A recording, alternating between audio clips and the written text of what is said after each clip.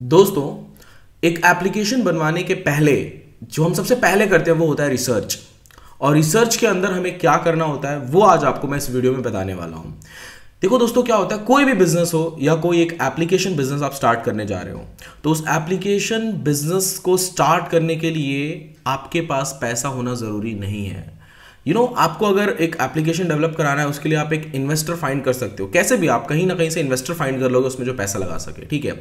लेकिन वो इन्वेस्टर भी तभी पैसा लगाएगा जब आपके एप्लीकेशन का आइडिया जो है वो बेस्ट होगा। आपका एप्लीकेशन बिजनेस मॉडल किस तरीके का है, आप जो भी बिजनेस करने जा रहे हो, कोई भी बिजनेस हो, बिजनेस में एक आइडिया जो होता है ना, आइडिया वो जितना परफेक्ट होगा, अगर वो आइडिया सच में सक्सेसफुल हो सकता है मार्केट में, डेफिनेटली आपको बहुत इन्वेस्टर मिल जाएंगे।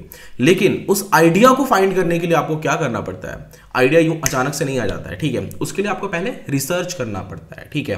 फिर वो चाहे एप्लीकेशन का फील्ड हो या कोई भी फील्ड हो, आपको रिसर्च करना पड़ता है। और रिसर्च में क्या करना होता है, अच्छा रिसर्च मतलब मैंने बोल दिया, या आपके माइंड में ऐसा कभी आ गया हो कि यस रिसर्च ही तो करना है। रिसर्च मतलब क्या, ढूंढेंगे कौन सा एप्लीकेशन हमें बनवाना चाहिए। ढूंढना इज नॉट कॉल्ड रिसर्च, ठीक है। रिसर्च के अंदर कुछ 3-4 पॉइंट्स मेन होते हैं जो आज आपको मैं इस वीडियो में बताने वाला हूं, जिन पॉइंट का यूज करके आप अपने एप्लीकेशन की सही कैटेगरी फाइंड कर पाओगे। और कैटेगरी फाइंड करने के बाद आपके दिमाग में डेफिनेटली एक बेस्ट आइडिया आएगा एप्लीकेशन का। उसके बाद आप इन्वेस्टर फाइंड कर सकते हो, अपने एप्लीकेशन को सक्सेसफुली मार्केट में उतार सकते हो, ठीक है। तो आइए दोस्तों शुरू करते हैं।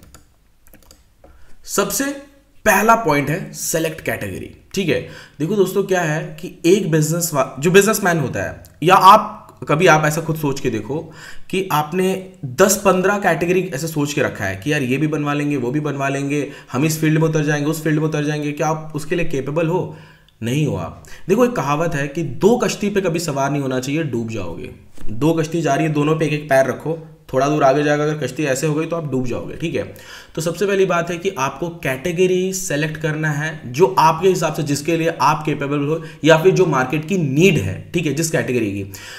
पहले तो अभी देखो, कैटेगरी से मेरा मतलब ये है कि आप किस फील्ड में जाना चाहते हो। कैटेगरी से मेरे कहने का मतलब ये है कि आप एंटरटेनमेंट का एप्लीकेशन बनवा रहे हो, ई कॉमर्स एप्लीकेशन बनवा रहे हो, एजुकेशन एप्लीकेशन बनवा रहे हो, कौन सा एप्लीकेशन आप बनवाना चाहते हो, सबसे पहले आपको ये सिलेक्ट करना है। ये अगर आपका सही सिलेक्शन हो गया, उसके बाद के सारे पॉइंट्स जो भी मैं बताने वाला हूं वो डेफिनेटली आपके सही होंगे, ठीक है। तो सबसे पहले कैटेगरी आपको सही चूज करना है, ठीक है। और ये बहुत ज्यादा इंपॉर्टेंट होता है किसी भी एप्लीकेशन आइडिया को, या फिर रिसर्च करने के पहले, या फिर किसी एप्लीकेशन आइडिया को फाइंड करने से पहले कैटेगरी सेलेक्ट करना बहुत ज्यादा जरूरी होता है। या फिर आप एक बार सोच के देखो कि आज अगर अमेज़न, इतना बड़ा ई कॉमर्स का जाइंट जिसे आप कह सकते हो, जहां पे सबसे ज्यादा जो प्रॉफिटेबल बिजनेस है ई कॉमर्स, ठीक है, अगर अमेज़न ये नहीं सोचता कि उसको ई कॉमर्स करना है, या फिर उसकी कैटेगरी सिर्फ एंटरटेनमेंट होती या पहले एंटरटेनमेंट होती, तो क्या वो सक्सेस हो पाता? नहीं हो पाता।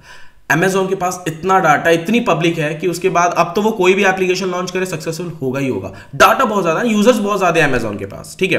तो कैटेगरी सेलेक्ट करना बहुत ज्यादा इंपॉर्टेंट होता है, ठीक है। कोई भी कैटेगरी हो या कोई भी बड़े एप्लीकेशन को देख लीजिए, बड़े एप्लीकेशन सबसे पहले वो एक ही नीश पे चलते हैं, एक ही चीज पे फोकस करेंगे, और उसी फोकस पे, उसी ऐप आइडिया पे वो लोग अपने एप्लीकेशन को डेवलप करते हैं और अच्छा खासा सक्सेसफुल हो जाता है, उनका एप्लीकेशन भी बहुत अच्छा सक्सेस हो जाता है। तो सबसे पहले आपको कैटेगरी बेस्ट चूज करनी है। अब आते हैं दोस्तों सेकंड पॉइंट पे। उस कैटेगरी के अंदर आपको देखना है कंपटीशन कितना है, ठीक है।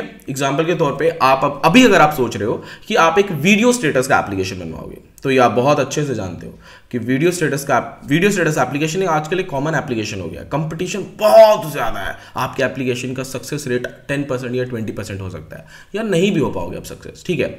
तो आप जब कैटेगरी सेलेक्ट कर रहे हो ना, उस कैटेगरी को सेलेक्ट करते टाइम आपको यह ध्यान रखना है कि उस कैटेगरी में कंपटीशन कितना है। अगर बहुत ज्यादा है तो फिर पॉसिबिलिटी यह है कि आप उस कैटेगरी के अंदर मतलब सक्सेस नहीं हो पाओगे। जो आपने कैटेगरी सेलेक्ट की है वो गलत है। या तो उस कैटेगरी को अगर आप सेलेक्ट कर रहे हो और कंपटीशन बहुत ज्यादा है, तो कुछ ना कुछ आपको नया करना पड़ेगा, तभी आप सक्सेस हो पाओगे, अदरवाइज नहीं हो पाओगे, ठीक है। अब दोस्तों बात करते हैं तीसरे पॉइंट की तरफ। तीसरा पॉइंट है मार्केट नीड, ठीक है। अब देखो दोस्तों, आपने कैटेगरी तो सेलेक्ट कर लिया, आपने कंपटीशन भी देख लिया कि यस कंपटीशन ठीक ठाक है या बहुत ज्यादा है, तो आप कुछ नया करने वाले हो। तो जो आप नया कर रहे हो, क्या उसकी नीड है मार्केट में? सच में अगर आप उसे पब्लिक के सामने, यूजर्स के सामने एप्लीकेशन को सर्व करते हो, तो क्या यूजर आपके एप्लीकेशन को एक्सेप्ट करेंगे? वो यूज करेंगे आपके एप्लीकेशन को? ये आपको ढूंढना है, पहले पता लगाना है कि यस का कर सकते हैं। देखो दोस्तों, मैं भी जब कोई एप्लीकेशन, एक्चुअली आप सभी को पता है हमारा बिजनेस मॉडल कुछ इस तरीके का है कि हम लोग डिपेंडेबल नहीं रहते हैं कि क्लाइंट हमारे पास आएंगे तभी हम एप्लीकेशन बनाएंगे। ये मेरा टेम्पलेट का बिजनेस मॉडल नहीं है, ठीक है। हमारा बिजनेस मॉडल कुछ इस तरीके से काम करता है कि हम लोग क्या करते हैं, पहले मार्केट की नीड को समझते हैं या फिर अपकमिंग नीड, जो आने वाली जो एप्लीकेशन की डिमांड है उस तरीके से हम लोग पहले डेवलप कर लेते हैं, पूरा कंप्लीट एप्लीकेशन का टेम्पलेट रेडी कर देते हैं, उसमें जो भी इन्वेस्टमेंट लगता है वो हम लगाते हैं पैसा, ठीक है।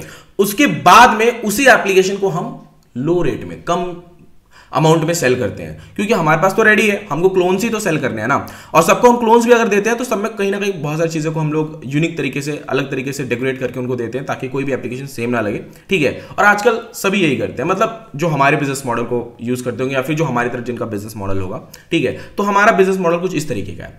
तो आप लोगों को ये समझना है, अब आप लोग एप्लीकेशन बनवा रहे हो तो एप्लीकेशन बनवाने के पहले आपको ये समझना पड़ेगा कि क्या सच में आपके एप्लीकेशन की नीड है मार्केट में। अगर नीड ही नहीं है और एप्लीकेशन पे आपने लाखों रुपए लगा दिए और अब बनने के बाद आफ्टर डेवलपमेंट आपने जब उसका प्रमोशन किया तो उस एप्लीकेशन को कोई यूज ही नहीं करेगा, क्योंकि मार्केट की नीड ही नहीं थी, वो मार्केट की नीड ही कुछ और थी और आपने बना ही कुछ और लिया, तो क्या मतलब निकलेगा। इसलिए जब भी आप एप्लीकेशन बनवाने जा रहे हो, कोई भी कैटेगरी का एप्लीकेशन हो, सबसे पहले आपको कैटेगरी सेलेक्ट करना है, कंपटीशन देखना है, देन आपको समझना है कि क्या जो आप नया करने जा रहे हो वो सच में मार्केट की नीड है भी या नहीं है। नहीं है तो मत डेवलप करो, फालतू में क्यों पैसा वेस्ट क्यों करना उसमें, ठीक है। अब बात करते हैं दोस्तों फोर्थ पॉइंट की तरफ, कॉस्ट ऑफ डेवलपमेंट। अब ये तीनों के बाद आपको ये समझना है कि आपके एप्लीकेशन का लगभग डेवलपमेंट कॉस्ट क्या लगने वाला है। ये जानना बहुत ज्यादा जरूरी होता है, ठीक है। ये क्यों जरूरी होता है मैं आपको बता देता हूं, समझ के चलिए कि आपका बजट या फिर आप इन्वेस्टर से कितना अमाउंट लोगे ये आप कैसे डिसाइड करोगे, ठीक है।